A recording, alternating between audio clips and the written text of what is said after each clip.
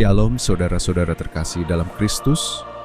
Selamat datang di Lembaga Anthony Chang Ministry International, lembaga yang menjadi wadah pertumbuhan rohani kita bersama-sama di dalam Kristus. Sesaat lagi kita akan memulai Sunday Service minggu ini.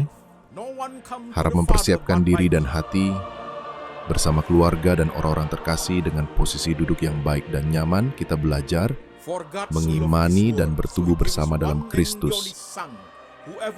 Selamat beribadah dan Tuhan Yesus memberkati.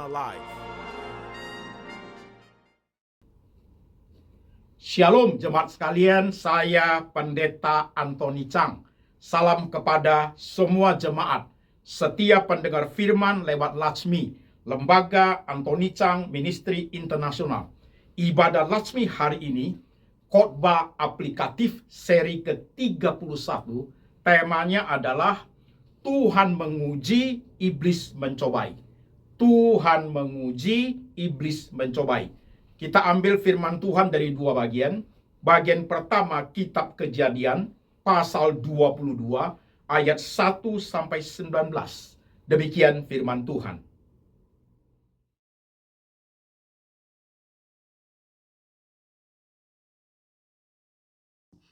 Setelah semuanya itu, Allah menguji Abraham. Ia berfirman kepadanya, Abraham. Lalu sautnya, ya Tuhan. Firman-Nya, ambillah anak yang tunggal itu, yang engkau kasihi, yakni Ishak. Pergilah ke tanah Moria, dan persembahkanlah dia di sana, sebagai korban bakaran, pada salah satu gunung yang akan kukatakan kepadamu. Keesokan harinya, pagi-pagi bangunlah Abraham. Ia memasang pelana keledainya dan memanggil dua orang bujangnya beserta Ishak anaknya. Ia membelah juga kayu untuk korban bakaran itu. Lalu berangkatlah ia dan pergi ke tempat yang dikatakan Allah kepadanya. Ketika pada hari ketiga Abraham melayangkan pandangnya, kelihatanlah kepadanya tempat itu dari jauh. Kata Abraham kepada kedua bujangnya itu, tinggallah kamu di sini dengan keledai ini. Aku beserta anak ini akan pergi ke sana. Kami akan sembahyang. Sesudah itu kami kembali kepadamu. Lalu Abraham mengambil kayu untuk korban bakaran itu dan memikulkannya ke atas bahu Ishak anaknya. Sedang di tangannya dibawanya api dan pisau. Demikianlah keduanya berjalan bersama-sama. Lalu berkatalah Ishak kepada Abraham ayahnya, Bapa. Saud Abraham, ya anakku. Bertanyalah ia, di sini sudah ada api dan kayu, tetapi di manakah anak domba untuk korban bakaran itu? Sahut Abraham, Allah yang akan menyediakan anak domba untuk korban bakaran baginya, anakku. Demikianlah keduanya berjalan bersama-sama. Sampailah mereka ke tempat yang dikatakan Allah kepadanya. Lalu Abraham mendirikan mezbah di situ. Disusunnyalah kayu, diikatnya Ishak anaknya itu, dan diletakkannya di mezbah itu di atas kayu api. Sesudah itu, Abraham mengulurkan tangannya, lalu mengambil pisau untuk menyembelih anaknya. Tetapi berserulah malaikat Tuhan dari langit kepadanya, Abraham, Abraham, sautnya, ya Tuhan. Lalu ia berfirman, jangan bunuh anak itu, dan jangan kau apa-apakan dia. Sebab telah kuketahui sekarang bahwa engkau takut akan Allah, dan engkau tidak segan-segan untuk menyerahkan anakmu yang tunggal kepadaku. Lalu Abraham menoleh dan melihat seekor domba jantan yang di belakangnya, yang tanduknya tersangkut dalam belukar.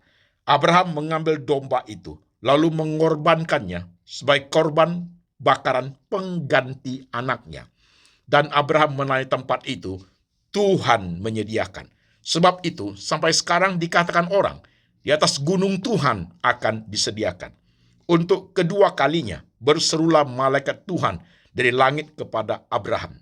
Katanya, aku bersumpah demi diriku sendiri, demikianlah firman Tuhan. Karena engkau telah berbuat demikian, dan engkau tidak segan-segan untuk menyerahkan anakmu yang tunggal kepadaku, maka aku akan memberkati engkau berlimpah-limpah, dan membuat keturunanmu sangat banyak seperti bintang di langit dan seperti pasir di tepi laut. Dan keturunanmu itu akan menduduki kota-kota musuhnya. Oleh keturunanmu lah semua bangsa di bumi akan mendapat berkat, karena engkau mendengarkan firman-Ku. Kemudian kembalilah Abraham kepada kedua bujangnya, dan mereka bersama-sama berangkat ke Berseba, dan Abraham tinggal di Berseba. Amin. Firman Tuhan bagian kedua kita ambil dari Injil Lukas pasal 4 ayat 1 sampai 13. Demikian firman Tuhan.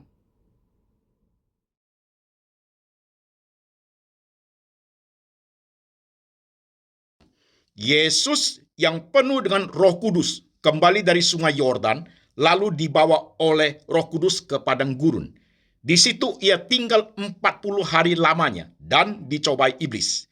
Selama di situ ia tidak makan apa-apa, dan sesudah waktu itu ia lapar. Lalu berkatalah iblis kepadanya, "Jika engkau anak Allah, suruhlah batu ini menjadi roti." Jawab Yesus kepadanya, "Ada tertulis, manusia hidup bukan dari roti saja." Kemudian ia membawa Yesus ke suatu tempat yang tinggi, dan dalam sekejap mata ia memperlihatkan kepadanya semua kerajaan dunia. Kata iblis kepadanya, "Segala kuasa itu serta kemuliaannya akan kuberikan kepadamu, sebab semuanya itu telah diserahkan kepadaku, dan aku memberikannya kepada siapa saja yang ku kehendaki.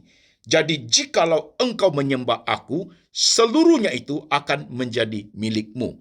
Tetapi Yesus berkata kepadanya, "Ada tertulis, engkau harus menyembah Tuhan Allahmu, dan hanya kepada Dia sajalah engkau berbakti." Kemudian ia membawa Yesus ke Yerusalem dan menempatkan Dia di bubungan bait Allah. Lalu berkata kepadanya, "Jika engkau anak Allah, jatuhkanlah dirimu dari sini ke bawah, sebab ada tertulis mengenai engkau, ia akan memerintahkan malaikat-malaikatnya untuk melindungi engkau, dan mereka akan menatang engkau di atas tangannya, supaya kakimu jangan terantuk kepada batu." Yesus menjawab katanya, "Ada firman, jangan engkau mencobai Tuhan Allahmu." Sesudah iblis mengakhiri semua pencobaan itu, ia mundur daripadanya dan menunggu waktu yang baik. Amin. Saudara-saudara sekalian, firman Tuhan sudah kita baca, sudah kita dengar. Mari jemaat, kita tunduk kepala, kita berdoa. Tuhan Yesus, kami sudah baca firman-Mu, kami sudah mendengarkan firman-Mu. Sekarang Tuhan bekerja, mengurapi hamba-Mu ini, memberi ia hikmat dan bijaksana. Boleh menguraikan firman hari ini ke dalam bahasa jemaat, ke dalam bahasa sehari-hari jemaat, ke dalam bahasa yang gampang dimengerti oleh semua lapisan jemaat. Di tengah kehidupan kami, Tuhan, kami tahu ujian dan pencobaan akan datang silih berganti. Kami butuh Tuhan, kami butuh firman, kami butuh iman yang teguh, kami butuh pengenalan diri kami yang lebih baik, supaya kami boleh menjalaninya bersama dengan Tuhan. Beri kami firman-Mu Tuhan, urapi hamba-Mu ini. Kami siap hati, siap pikiran, siap iman untuk diberkati. Tuhan Yesus berbicara, kami mendengar. Dalam nama Tuhan Yesus kami berdoa. Amin. Shalom jemaat sekalian, apa kabar? Saya berharap jemaat baik-baik saja. Saudara-saudara sekalian, hari ini kita sudah sampai di khotbah aplikatif seri ke-31. Temanya adalah Tuhan menguji, iblis mencobai. Seperti yang saudara ketahui, di LATSMI ini, Lembaga Anthony Chang Ministry International, saya ada buat 100 seri khotbah aplikatif, 100 seri khotbah kedewasaan rohani. 100 seri khotbah aplikatif sudah sampai hari ini di seri ke-31. 100 khotbah kedewasaan rohani sudah sampai di seri ke-61. Saudara-saudara sekalian, tema hari ini, Tuhan menguji, iblis mencobai, saya bagi dalam 2 seri. 1 seri hari ini di khotbah aplikatif, lebih gampang mengerti oleh jemaat. Kemudian seri kedua nanti ada di khotbah kedewasaan rohani, saudaraku. Itu akan sedikit lebih sulit. Jadi kita bagi, saudara sekalian ya, temanya sama. Tuhan menguji, iblis mencobai, seri aplikatif dan seri kedewasaan rohani. Part 1, part 2. Oke, saudaraku, sekarang kita perhatikan. Perikop yang kita baca, Kejadian pasal 22 ayat 1 sampai 19, itu saudara sudah sangat paham. Dan Injil Lukas pasal 4 ayat 1 sampai 13, pencobaan Tuhan Yesus di padang gurun, saudara juga sangat hafal. Kejadian pasal 22 adalah tentang Tuhan menguji Abraham mempersembahkan anaknya yang tunggal Ishak sebagai korban bakaran hidup di tanah Moria. Oke, saudaraku, perhatikan baik-baik. Saudara sekalian, tema Tuhan menguji, iblis mencobai. Tema ini adalah tema yang klasik, saudaraku, tentang ujian dan pencobaan. Kenapa disebut klasik? Karena dari dulu, sekarang, dan akan datang, tema ini tetap kontekstual dan sangat menjadi suatu kebutuhan daripada orang percaya. Kita tidak lepas daripada ujian dan pencobaan hidup ini, saudara sekalian. Oke, jelas, saudaraku. Sebagai orang percaya, yang disebut ujian itu ada. Sebagai orang percaya, yang disebut pencobaan itu ada. Kita jalani, saudara sekalian. Oleh sebab itu, di khotbah aplikatif ini, khotbah yang sederhana, supaya setiap kita bisa ngerti dengan baik. Perhatikan, jemaat sekalian. Apa saya sebagai orang percaya diuji Tuhan ya Pak Pendeta? Yes. Yang kita baca di kitab Kejadian pasal 22 itu, Abraham diuji oleh Tuhan. Bahasa yang benar adalah bukan dicobai. Allah menguji Abraham. Ujian datang dari Tuhan, pasti. Nah kemudian, apakah manusia juga dicobai? Yes. Alkitab yang kita baca tadi, di Injil Lukas pasal 4 itu, Yesus dibawa ke padang gurun untuk dicobai oleh iblis. Jadi jelas, saudaraku, yang namanya ujian itu datang dari Tuhan. Datangnya dari Tuhan. Abraham diuji oleh Tuhan. Yang namanya cobaan itu datang dari setan. Yesus dibawa ke padang gurun untuk dicobai oleh iblis, setan, dan kawan-kawannya. Jadi jelas, saudaraku ya, sederhana sekali, ujian datang dari Tuhan. Sederhana sekali pengertiannya, cobaan datang dari setan. Alkitabnya, ayatnya ada, saudaraku. Dan perhatikan, ketika Tuhan menguji manusia itu, ketika Tuhan menguji Abraham itu, saudaraku, tujuan, sifat daripada ujian itu adalah untuk meneguhkan iman Abraham. Ketika Tuhan menguji Abraham itu, sifat ujian itu, tujuan daripada ujian itu adalah untuk meneguhkan iman Abraham ke suatu pengalaman hidup bersama Tuhan yang jauh lebih kuat. Kepada suatu rencana Tuhan yang di depan. Itu namanya ujian. Jadi ujian dari Tuhan sifatnya meneguhkan iman, saudaraku ya. Kita ambil secara sederhana analoginya. Kalau anak-anak kita sekolah, SD, SMP, SMA, setiap fase itu kan ada ujiannya, saudaraku. Anak kita kuliah, kan ada ujiannya. Ujian yang seperti itu, kalau dia naik, ujiannya dapat dan ujiannya bagus, nilainya bagus, dia naik kelas, berarti pengetahuannya bertambah. Ujian itu dari Tuhan itu sifatnya supaya iman kita bertumbuh dengan baik. Pengenalan kepada Tuhan menjadi bagus dan pengenalan kepada diri kita menjadi bagus. Itu dia, saudaraku. Oke? Jadi ujian datang dari Tuhan, sifatnya, tujuannya meneguhkan iman. Menjadi suatu perjalanan rohani yang sangat penting. Yang kedua, cobaan datang dari setan. Maka Roh Kudus membawa Yesus ke padang gurun untuk dicobai oleh iblis. Saudara sekalian, iblis mencoba Yesus. Cobaan datangnya dari iblis. Tujuannya adalah, tujuan dan sifatnya adalah menjatuhkan, saudaraku. Menjatuhkan. Ubahlah batu ini jadi roti. Lihatlah aku memperlihatkan kepada kamu seluruh kemewahan dunia. Sembahlah aku, maka semua akan kuberikan kepadamu. Kemudian iblis ngomong apa lagi? Jatuhkan dirimu dari atas ke bawah, maka engkau akan ditopang karena Tuhan menyertai engkau. Saudara sekalian, cobaan itu tujuan sifatnya untuk menjatuhkan kita. itu sudah pasti datang dari iblis. Sudah pasti. Jadi secara sederhana kita mengerti hari ini seperti ini ya jemaat ya.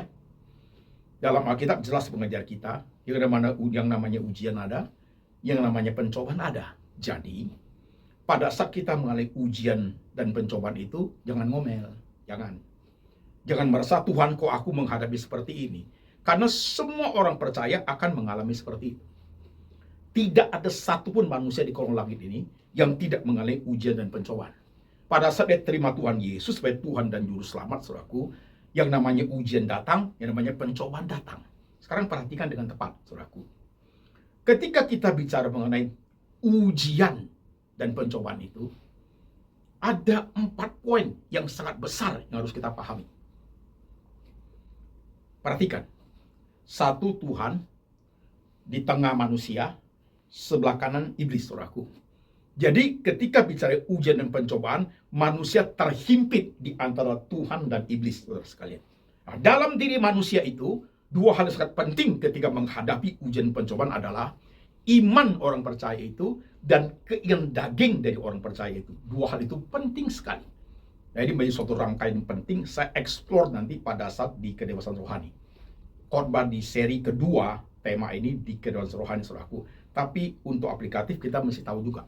Saudara perhatikan. Jadi ketika menghadapi ujian dan pencobaan itu, Tuhan ada di sebelah kanan, kita ada di tengah, setan ada di sebelah kiri, saudaraku, menghimpit kita. Dan dalam diri kita ada 2 hal yang sangat penting. 1, iman kita. Yang kedua, keinginan daging kita. Ini yang menentukan, saudara sekalian. Perhatikan dengan baik. Kita ambil contoh. Ketika di Taman Eden, Adam dan Hawa dicobai. Ular datang. Setan menggunakan ular berbicara kepada Adam dan Hawa. Bukankah buah ini tidak boleh dimakan? Iya, kalau kami makan, nanti kami mati. Tidak. Pada saat kamu makan, kamu tidak mati. Matamu akan terbuka dan kamu akan sama seperti Allah. Suatu tawaran yang sangat menggiurkan, saudaraku. Pasti datang dari setan. Tujuannya untuk apa? Untuk menjatuhkan. Keinginan daging daripada Hawa apa? Bisa sama seperti Tuhan. Buah itu mengandung pengertian. Sedap kelihatannya. Menarik hati. Itu keinginan daging, saudaraku. Jatuh. Jatuh, dia ambil buah itu, dia makan, dan dia beri kepada suaminya juga ikut makan. Jatuh, saudara sekalian. Jadi perhatikan, masalah ujian dan pencobaan itu, saudaraku, bukan sekadar hanya Tuhan dan iblis saja. Tapi kita di dalamnya, kita yang diuji atau dicobai, saudaraku, harus hati-hati. Jangan kita dipakai oleh setan, menggunakan kelemahan kita untuk menjatuhkan kita. Itu dia. Ini poin aplikatif sekali, jemaat sekalian. Saya ambil contoh ya. Keinginan daging manusia itu luar biasa, jemaat. Kalau kamu hidup baik, kerjamu baik, dagangmu bagus, rumah tanggamu oke, pacaranmu baik, karirmu oke, hidupmu benar, tidak bergaul dengan orang jahat, jalannya lurus-lurus saja, saudaraku, ujian datang pun you bisa hadapi dengan baik.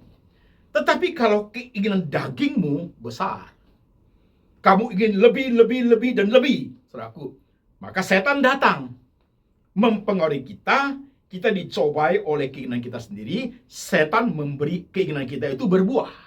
Kalau kamu ingin seperti jalannya begitu. Nah, ketika ditawarin jalan yang keliru, jalan yang tidak benar, jalan yang sifatnya berdosa, jalan yang bisa merusak orang lain, jalan yang bisa merusak diri sendiri, jalan yang tidak benar, cara dagangnya, cara cari pasangannya, cara cari istrinya, cari suaminya, cara bisnisnya, cara kuliahnya, semua tidak benar, saudaraku, itu pasti datang dari setan. Dia membuahi keinginan kita, sehingga kita turut dengan dia. Hati-hati jemaat poin ini. Hati-hati.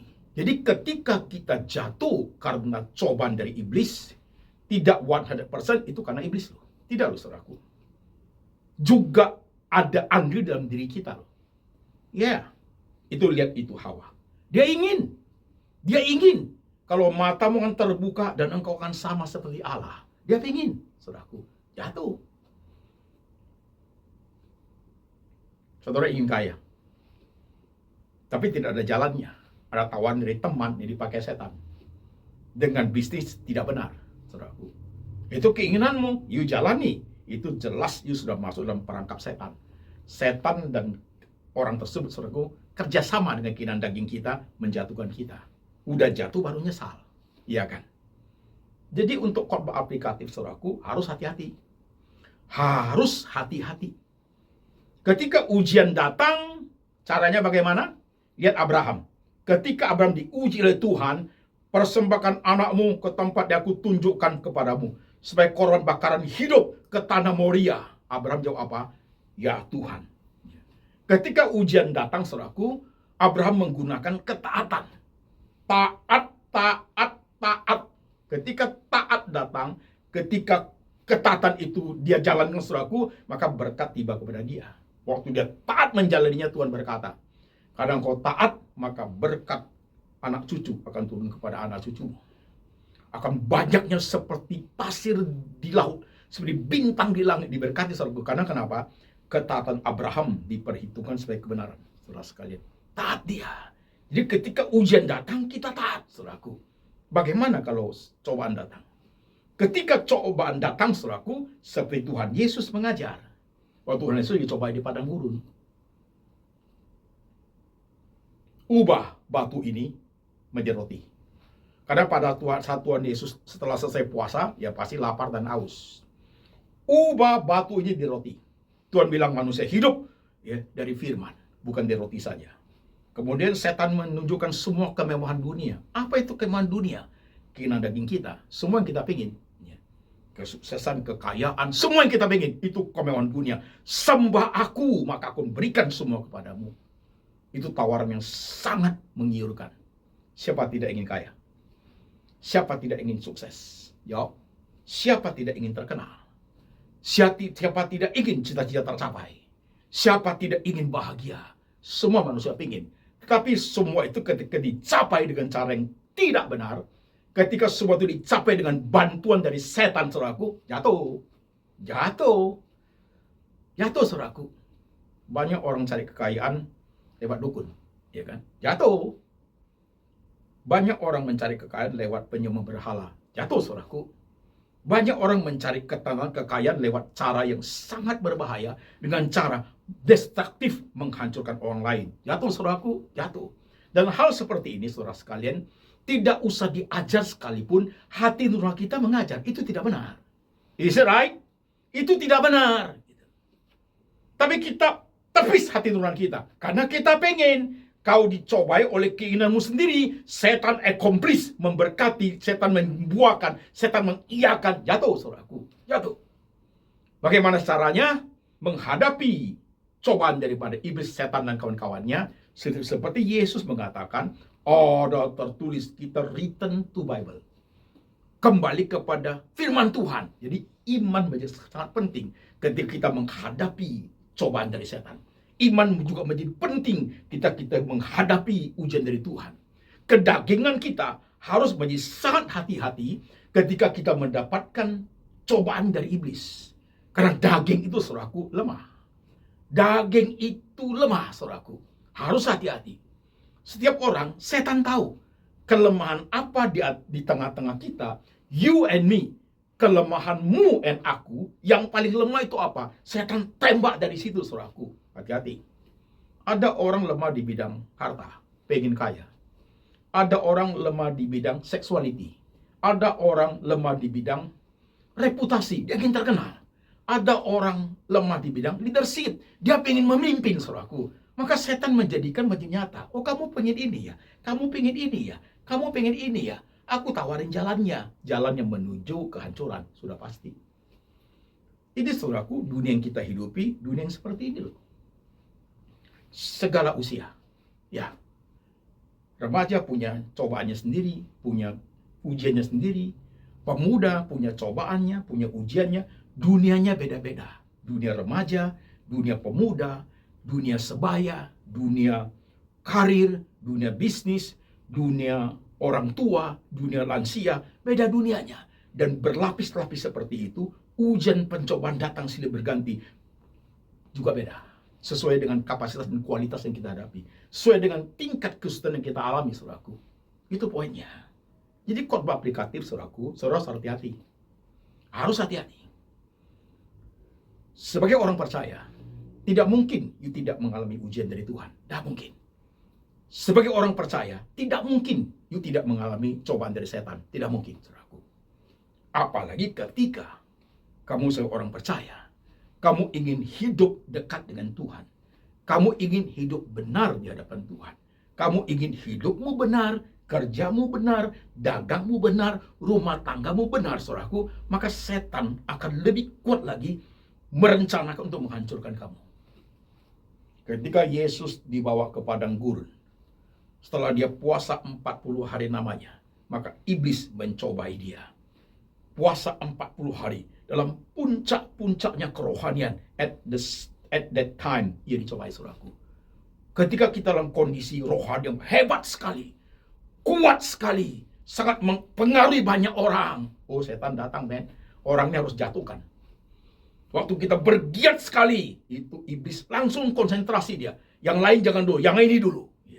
Jadi ketika kita mau kuat dengan Tuhan, dekat dengan Tuhan, setan datang, saudaraku. Ya, karena melihat orang-orang seperti itu orang yang penting untuk dijatuhkan. Kadang mereka bisa mempengaruhi, bisa membawa orang percaya dekat kepada Tuhan. Kalau dijatuhkan, betapa banyak pengikutnya akan jatuh. Begitu loh jemaat. Harus hati-hati. Jadi waktu saudara rohaninya tinggi, kalau cobaan itu datang menjadi besar, itu hal yang biasa, saudaraku. Hal yang sangat biasa. Karena setan itu seperti singa yang mengaum-ngaum. Dia ada di sekeliling kita. He is waiting. Dia sedang menunggu timing yang tepat. Situasi kondisi yang tepat. Kelemahan kita yang pas. Dia tembak dari sana, saudaraku. Jadi bahasa dunia sederhana sih.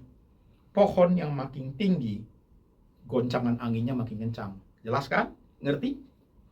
Pohon yang tambah tinggi, goncangan anginnya tambah kencang.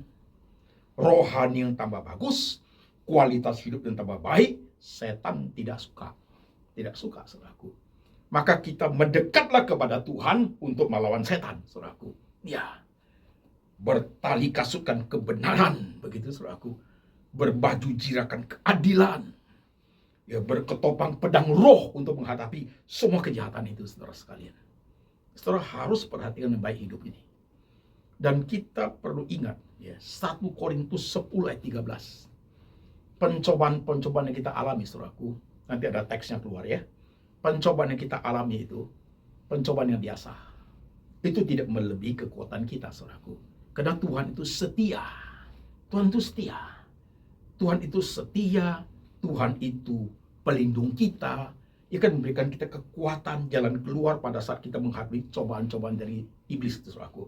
Tapi dengan catatan, jangan kita memberikan diri kita dipakai setan. Jangan berpikir tidak benar. Oh, Tuhan tolong saya, Tuhan setia. Aku ikutlah dulu, nanti Tuhan pasti tolong. You sudah membawa dirimu ke dalam ujian, ke dalam pencobaan dari setan, saudaraku. Karena kenapa? Keinginan dagingmu, kamu sudah tidak mendekat kepada Tuhan. Pasti jatuh. Pasti jatuh. Kan Tuhan katanya cobaan tidak melampaui. Karena keinginanmu, pasti jatuh. Jadi saudara sekalian, beriman kepada Tuhan, mendekat kepada Tuhan, sesuai firman Tuhan, dan berani, saudaraku, mengawasi keinginan daging kita. Itu penting. Mengawasi keinginan daging kita. Jangan sampai diperalat oleh iblis, saudaraku. Dia tunggu itu. Khotbah ini kalau diaplikasikan, saudara yang sedang dengar khotbah hari ini, mungkin dia sudah jatuh karena cobaan dari iblis. Karena kamu tertarik dengan wanita lain, atau tertarik dengan pria lain, atau tertarik dengan suami orang, atau tertarik dengan istri orang, padahal engkau sudah punya suami, sudah punya istri. Tergoda oleh keinginan daging, saudaraku. Setan menjadikan rencana itu jadi. Itu cobaan itu, saudaraku. Itu cobaan jelas. Atau engkau ingin kaya. You lewat cara dagang yang tidak benar. Hari ini kamu meringkuk di penjara. Karena keinginan untuk kaya, tindakannya, caranya, jalannya, menempuh jalan orang berdosa. Setan pasti ada di situ. Ujung-ujungnya hukumannya tiba, jemaat sekalian. Perhatikan nggak baik. Faktor dosa menjadi sangat penting dalam kehidupan kita. Masalah keinginan daging ini loh jemaat. Masalah keinginan daging ini loh. Setiap kita harus aware, harus hati-hati. Harus hati-hati. Masalah keinginan daging ini. Setan sangat lihai, sangat pintar, sangat teliti, sangat memahami keinginan daging kita. Satu persatu dia teliti. Dia pantau, saudaraku. Dia akan lihat kelemahan kita itu apa. Termasuk pendeta, termasuk jemaat, termasuk diaken, termasuk semua rabi, termasuk semua nabi, rasul di zaman perjanjian lama, perjanjian baru. Iya, Tuhan perhatikan itu. Tuhan perhatikan tuh. Coba lihat, Tuhan perhatikan semua yang terjadi itu. Setan mengamati, saudara sekalian. Setan mengamati. Setan tahu Raja Saul itu orangnya iri hati. Kalau ada orang lebih besar daripada dia, timbul keinginan untuk membunuh. Setan tahu, buat Daud menjadi terkenal sekali. Kan gitu kan? Nah, mulai dihasut. Iblis tahu Daud itu suka perempuan. Suka perempuan. Jadilah itu istri Uria. Timbullah kejahatan. Iya kan? Karena keinginan daging, saudaraku. Iblis tahu Yudas Iskariot itu suka duit. Suka duit dia. Keinginannya seperti itu. Jadilah hasutan dari setan, dijualnya Tuhan Yesus. Setan tahu Ananias dan Safira itu pengen kaya. Caranya apa? Curi aja uang Tuhan. Beres. Kenalah dia. Ya saudaraku, kita perhatikan sederhana sekali hidup ini. Hari ini khotbahnya aplikatif. Nanti minggu depan saya buat lebih sulit. Tema yang sama, saudaraku. Part 2 itu. Bagaimana membedakan mana ujian, mana cobaan? Apakah ujian dan cobaan itu bisa menjadi seperti satu koin dua sisi? Ujian sekaligus cobaan dari Tuhan. Ujian sekaligus cobaan dari setan. Atau cobaan dari setan sekaligus menjadi ujian dari Tuhan. Apakah bisa menjadi satu koin dua sisi? Ini menjadi penting buat kita, saudaraku. Nah, sekarang sampai di sini dulu. Jemaat perhatikan. Perhatikan dengan baik. Saudara-saudara sekalian. Perhatikan dengan baik. Khotbah hari ini, khotbah yang klasik sih. Tapi real life, kita alami setiap hari. Kita harus hati-hati. Kita harus aware, saudaraku. Setiap orang pasti dicobai. Setiap orang pasti diuji oleh Tuhan.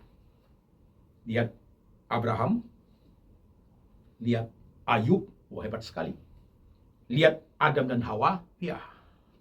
Lihat banyak tokoh-tokoh Alkitab, saudaraku. Masing-masing setiap mereka. Termasuk kita namanya orang percaya pada zaman ini. Di tengah hidup yang serba sulit seperti saudaraku. Hidup bergaul, berinteraksi dengan society masyarakat yang beragam-ragam sifatnya, yang berbeda kepercayaan, berbeda ras dan agama, berbeda kepentingan, faktor sosial, politik, ekonomi, saudaraku. Hati-hati. Setan main di area itu. Yes. Sebagai anak Tuhan, harus piawai, jeli, tajam rohaninya, pengawasannya ketat, ekstra hati-hati. Jalannya lurus-lurus saja.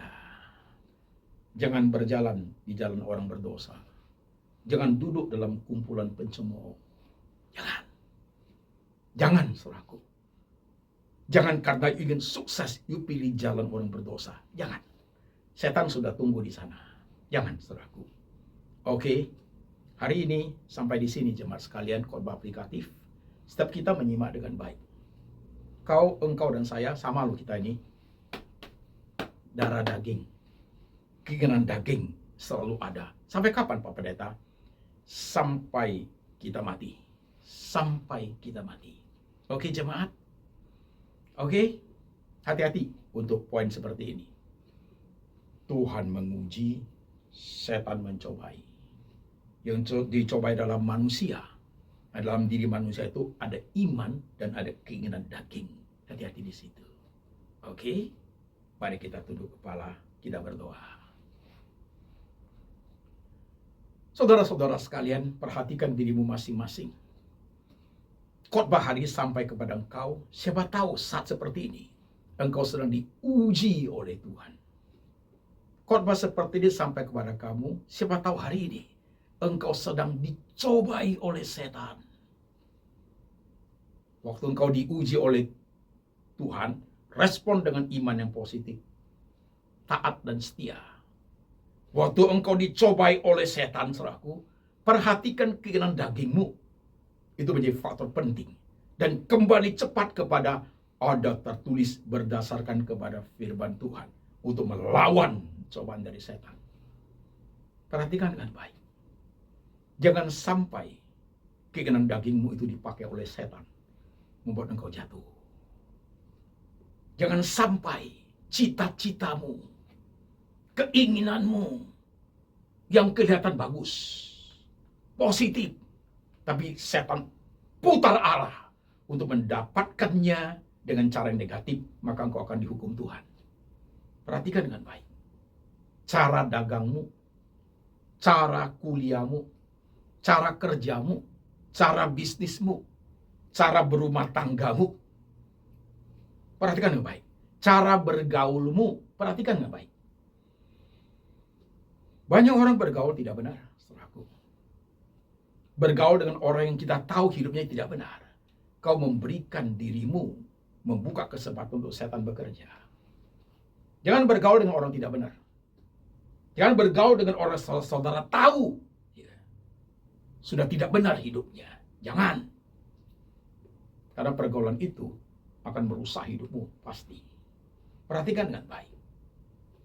Hiduplah dengan benar. Hidup lurus-lurus saja. Ketika ujian datang, respon dengan iman positif, maka berkat turun kepada engkau. Ketika kamu rohaninya makin tinggi, setan akan datang untuk menjatuhkan engkau. Bersandarlah kepada Tuhan, maka setan akan lari daripadamu. Lihat hidupmu hari ini. Kalau engkau sedang jatuh karena cobaan dari setan, bertobatlah. Kesempatan masih ada. Cepat lari ke Tuhan. Cepat lari ke Tuhan. Akui itu. Bertobat. Menjauh dari iblis dan mendekat kepada Tuhan. Itu bertobat. Meninggalkan perbuatan yang tidak baik. Jika hari ini kau mengalami ujian dari Tuhan, berbahagialah. Karena engkau pasti naik kelas imanmu. Pasti naik kelas. Siapapun kita hari ini, saudaraku. Biar firman ini berbicara kepada kita. Firman ini mengajar kita. Dari zaman ke zaman, orang-orang percaya itu diuji, dicobai, hal yang sudah biasa. Tetap di balik semua itu, ada tangan Tuhan yang menguasai kita. Ada tangan Tuhan yang memimpin kita. Hidup seturut dengan firman. Tuhan berkati setiap jemaat yang sedang tertunduk kepalanya. Berkati segala persoalan hidup mereka Tuhan, beri jalan keluar. Segala beban, tanggung jawab mereka Tuhan, kau beri berkat yang berlimpah, supaya mereka bisa merasakan cinta kasih dan kebaikan Tuhan. Di tengah sulitnya tantangan hidup mereka hadapi, Tuhan Yesus buka jalan, supaya mereka melihat Allah yang besar itu masih bekerja sampai sekarang. Letakkan tanganmu di pikiran mereka. Letakkan tanganmu di hati mereka Tuhan. Meteraikan firman ini, supaya mereka hidup teguh di hadapan engkau sampai selama-lamanya. Sehingga berkat ini turun atas jemaat. Kasih dari Allah Bapa dari surga turun atasmu. Yesus Kristus, gembala yang baik, pemelihara jiwamu. Dan Tuhan Roh Kudus senantiasa mengingatkan engkau akan kitab suci. Hidup seturut dengan firman. Ada tertulis. Sampai selama-lamanya. Sampai Tuhan datang kembali menjemput setiap kita yang percaya. Dalam nama Tuhan Yesus. Amin.